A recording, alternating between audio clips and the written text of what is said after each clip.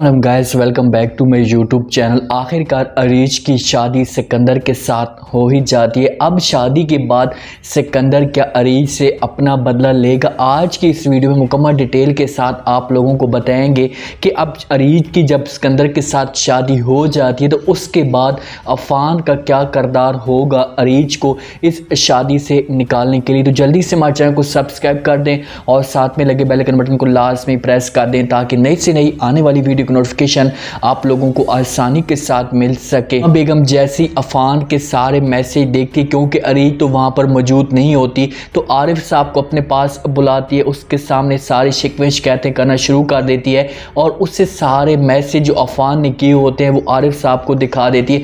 आरिफ साहब पहले तो यकीन नहीं कर पाता, लेकिन जब मैसेज देखता है तो उसके बाद उसे पूरा यकीन हो जाता है। आरिफ साहब अपनी बेटी अरीज को अपने पास बुलाता है, उससे पूछने की कोशिश करता है, उससे कहता है कि बेटा ये सब कुछ क्या चल रहा है, तुम्हारा किसी के साथ क्या चक्कर चल रहा है। जब अरीज ये बात सुनती, क्योंकि अरीज को तो इस बात का कोई पता नहीं होता, अरीज अपने वालिद को कहती कि अबू जान मैं इसके बारे में कुछ भी नहीं जानती, आप मेरी बात को थोड़ा सा आराम के साथ या बैठ के साथ समझें तो सही। वो अपनी बाप को समझाने की कोशिश करती है कि इससे बिठाऊंगी, इससे तरीके के साथ समझाऊंगी तो हो सकता है कि ये मेरी बात समझ जाए। लेकिन ये बात समझाने से पहले सीमा बेगम बीच में बोल पड़ती, क्योंकि अगर ना बोलती तो अरीज अपने वालिद को समझा पाती और उसका वालिद अरीज की बात मान पाता। इसी वजह से सीमा ने बीच में बोला और उससे कहते हैं कि ठीक है आप इसकी बातें समझें, इसकी बातें सुने, मैं सहबा को यहाँ से लेकर चली जाती हूँ, क्योंकि अगर सहबा ने इसकी सोबत में बैठा, इसकी बातों में बैठी तो वो भी इसकी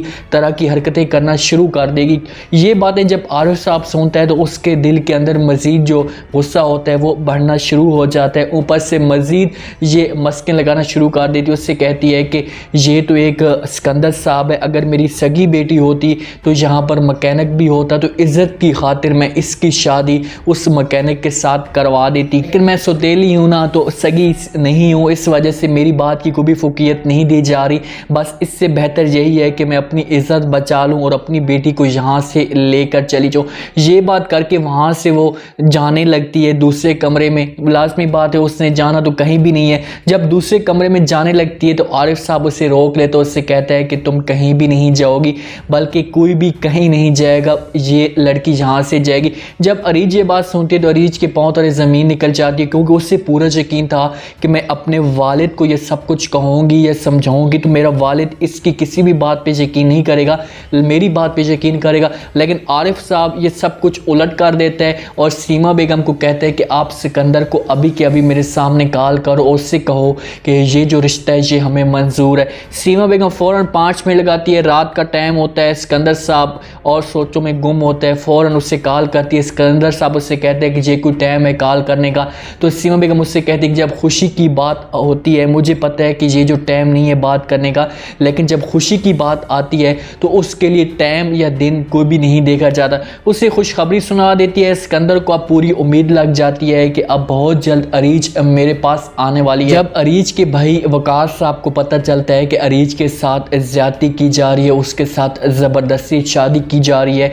तो उसके पास फ़ौरन आता है, उससे कहता है कि अपना जो सामान है, बोरिया बिस्तरा है, ये सारा गोल करो और मेरे साथ चलो, मैं तुम्हें यहाँ पर नहीं रहने दूंगा या मैं तुम्हारे साथ ऐसी ज़बरदस्ती बर्दाश्त नहीं कर पाऊंगा। जब अरीज ये बात सुनती है, अरीज को एक अपने वालिद के ऊपर पूरी उम्मीद थी, जब उसका वालिद उसके साथ नौमीद हो जाता है तो अरीज मुकम्मल तौर पे अंदर से खोखली हो जाती है। वो अपने भाई को कहती है कि जो कुछ भी हो रहा है वो मेरे साथ ही हो रहा है और ज़िंदा लाश के साथ जो कुछ भी होता है वो बर्दाश्त किए जा सकता है। यहाँ पर ना कोई अपना है और ना ही कोई अपना बन सकता है। हर इंसान जो होता है वो मुश्किल वक्त में साथ छोड़ देता है। वो अपने भाई को ये सारी बातें कह रही होती है, उधर जी उसका भाई वहाँ से चला जाता है, क्योंकि वो इस वजह से आया था कि अरीज को वो अपने साथ लेकर जाएगा और इस रिश्ते से उसकी जान छुड़वा पाएगा। वो वहाँ से नाराज़ होकर चला जाता है और सिकंदर को जब खुशखबरी मिलती है तो सिकंदर सब तैयारियां शुरू कर देते हैं, अपने मौलवी साहब को सबको तैयार करते हैं और इनके घर पहुंच जाता है। अरीज और सिकंदर का निकाह पढ़ाया जाता है। सीमा बेगम अंदर से बहुत ज़्यादा खुश होती है कि उससे जो मंजिल थी या उसका जो मकसद था एक घर को बचाना, दूसरा उसे जो पैसे मिले हुए थे उसको बचाने के लिए उसने सब कुछ ऐसा किया। तो आरिफ साहब की आंखों के अंदर आंसू आ रहे होते हैं। सिकंदर जब उसके आंसू देखता है तो उससे पूछने की कोशिश करता है, उससे कहते हैं कि भाई आपकी बेटी मर तो नहीं गई, आपकी बेटी की शादी हो रही है, इसे यहाँ से ब्याह कर मैं ले जा रहा हूँ, आप तो ऐसे रो रहे हैं। जब सिकंदर ये आरिफ साहब ये बातें सुनता है तो फ़ौरन सिकंदर को कहता है कि एक मजबूर बाप या एक मजबूर बेटी के साथ मज़ीद आप इस तरह को भी जुल्म मत करना, क्योंकि आरिफ साहब को पता है कि वो अरीज के साथ जो है शादी इस वजह से कर रहा है कि हो सकता है कि ये इसके साथ जुल्म करे, लेकिन इसका हक बनता था कि उस वक़्त ये अरीज की बातों पे यकीन करता, उसको बात करने का मौका देता या उसकी बात सुनता, तो हो सकता है कि अरीज अपने वालिद को बात समझा पाती। लेकिन जहाँ पर आरिफ साहब की भी गलती है, सिकंदर अरीज को ले जाता है, ना कोई इतनी बड़ी शादी होती है, चुप चुपा कर 3-4 बंदे होते हैं और वहाँ से इसे ले जाते हैं। जब सिकंदर इसे लेकर जाता है अंदर तो फ़ौरन इसे बेड के ऊपर धक्का देता है, उससे कहता है कि मैंने तुम्हें पाने के लिए या मैं तुम्हारी खुशियों के लिए तुम्हारे साथ शादी नहीं की, सिर्फ और सिर्फ मैंने तुम्हारे साथ शादी इस वजह से की है कि मैं तुमसे बदला ले सकूं। जब अरीज ये बात सुनती है, अरीज को तो पहले भी पता होता है, लेकिन हो सकता है कि वो इस वजह से भी अरीज वहम गुमान में थी कि इससे मोहब्बत हो गई मेरे साथ या इस वजह से मेरे साथ शादी करना चाहता है।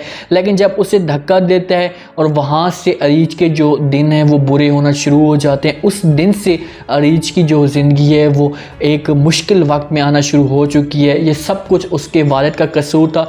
अफ़ान के लिए, अफ़ान को जब सब कुछ पता चलेगा कि भाई अरीज जॉब के लिए नहीं आ रही या उसका यहाँ पर आना, कोई उसकी शादी हो चुकी है, तो इस तरीके से अफ़ान को अंदर से बड़ी ठेस पहुँचेगी। और जब उसे ये भी पता चलेगा, क्योंकि उसकी जो अरीज की दोस्त है वो इसे सब कुछ बता सकती है, नाजिश, कि भाई इसकी शादी ज़बरदस्ती की जा रही है, क्योंकि अफ़ान और जो सिकंदर हैं ये दोनों भाई हैं। यहाँ पर स्टोरी बड़ी इंटरेस्टिंग बनेगी। ऐमन भी सिकंदर की जो है वो बेगम है, इसने इसको तलाक दी हुई थी या देने के लिए तैयार था, उस वक़्त इसके वालिद ने या इसकी माँ ने इसको रोक लिया था, इस वजह से सिकंदर छोड़कर चला गया। और जब अफ़ान को पता चलेगा कि भाई मेरी मोहब्बत के साथ इसने सब कुछ किया है, तो फिर जाकर आगे स्टोरी बड़ी इंटरेस्टिंग होगी। सीमा बेगम की असलियत सबके सामने आनी चाहिए, क्योंकि सारा जो किरदार है ये सीमा बेगम ने अदा किया। उसके बाद इसकी जो सीमा की बेटी है सगी सैबा, उसको भी पता है कि ये सब कुछ जो अरीज के साथ है ये ज़बरदस्ती किए जा रहा है, इसमें अरीज का कोई भी कसूर नहीं है, उसको एक चाल के तौर पर फंसाया जा रहा है। लेकिन अब हम इस बात पे उम्मीद कर रहे हैं कि अब अफ़ान को जल्द से जल्द आना चाहिए और अरीज का साथ देना चाहिए। अब देखना चाहिए कि वो किस तरीके से साथ देता है, क्योंकि अगर सिकंदर उसे तलाक दे देता है, उसे छोड़ देता है अपना बदला लेकर, तो फिर क्या अफ़ान उसके साथ शादी करेगा या उसे छोड़ने नहीं चाहता, अफ़ान सिकंदर को मजबूर करेगा छुड़वाने पे। उम्मीद है आज का ये रिव्यू, आज का ये टीज़र, आज का ये प्रोमो आप लोगों को पसंद आया होगा। आपने कमेंट सेक्शन में अपनी लाजमी देने में बताना है कि आपको क्या लगता है, आपको क्या लगता है कि क्या अरीज अब ये सिकंदर की जितनी भी जुल्म है ये बर्दाश्त कर पाएगी या ये घर छोड़कर अपने वालिद के पास जा पाएगी। कमेंट सेक्शन में अपनी लाजमी दें, चैनल को लाजमी सब्सक्राइब कर दें, अपना ख़ास ख्याल करें, दुआओं में याद रखें। मुझे दीजिए इजाज़त, अल्लाह हाफ़िज़।